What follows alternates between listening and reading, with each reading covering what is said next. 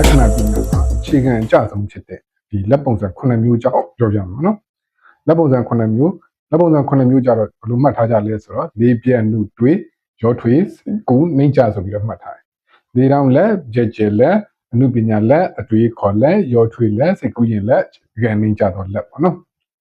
အဲ့လိုခေါ်ကြတယ်နံပါတ်1ပေါ့နော်နံပါတ်1ကကြတော့လေတောင်လက်ချောင်းပြင်လက်ချောင်းလက်ဝါးပြင်နောက်တစ်ခုကလက်သေးဒါတွေအကုန်လုံးကလေတောင်ဖြစ်နေဒါကတော့လေတောင်လက်နော်ဒါရိုးရိုးရှင်းရှင်းလေးပဲကြက်ကြက်လက်ပေါ့နော်ကြက်ကြက်လက်ကကြကျွန်တော်ဒီအပေါ်ကားသွားတဲ့ပုံစံနော်ဒါကြက်ကြက်လက်လို့ခေါ်တယ်ကျွန်တော်တို့ဒီလက်ဖွာ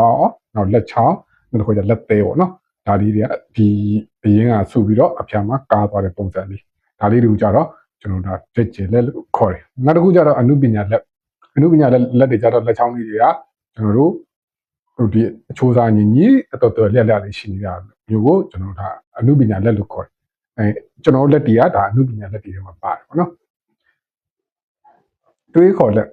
က်ကြတော့ကျွန်တော်ဒီလက်ချောင်းကကျွန်တော်ရှည်တယ်ဆိုတဲ့နေရာမှာကြတော့ကျွန်တော်ဒီလက်ဖွားပြင်ထက်ကိုရှည်တယ်နောက်ကျွန်တော်လက်စစ်ကြီးတယ်ပေါ့နော်ဒီလိုလက်မျိုးကြတော့ကျွန်တော်ဒါအတွေးခေါ်လက်လို့ခေါ်တယ်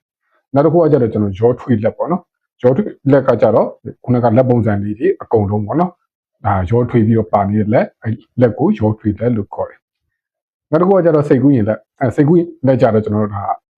တချို့လက်ပုံစံလေးတွေရှိရပေါ့နော်လက်ချောင်းလေးလက်ဖွားပုံစံလေးရှိတယ်ကျွန်တော်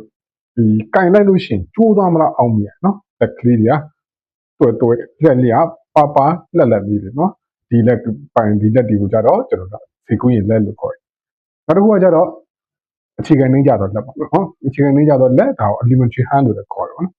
သူကြတော့ဘယ်လိုမျိုးလဲဆိုဒီလက်ဖွားပြင်လေးလက်ချောင်းတွေဒါလေးတွေကတူတုတ်လေးတွေပေါ့နော်နောက်လက်မပုံစံလေးဆိုလို့ရှိရင်လည်းတူပြီးတော့တင်းနေရလေးတချို့တွေဆိုလို့ရှိရင်ဒီလက်မတဝက်ပဲပါတာမျိုးလေးတွေဒီလိုမျိုးထိရှိရပေါ့နော်ဒါမျိုးကြတော့ဒါအခြေခံနှင်းကြတဲ့လက်ဆိုပြီးတော့ကျွန်တော်တို့သတ်မှတ်ထားကြတယ်ပေါ့နော်အခြေခံနှင်းကြတဲ့ကမကောင်းတာလို့ပြောတာတော့မဟုတ်ဘူးပေါ့နော်သူရဲ့ဒီစောင့်ထဲမှာပါတယ်ဒီမူလစကားတိုင်းပြောပြတာပေါ့နော်ဒီကျွန်တော်တို့ဘယ်လိုလက်ပုံစံမျိုးတွေဒါလူချင်းမင်းတို့လည်းပိုက်ဆိုင်နေကြတယ်လဲဆိုတာလေကျွန်တော်အောက်မှာ comment ရေးခဲ့လို့ကြပါတယ်ကျေးဇူးတင်ပါတယ်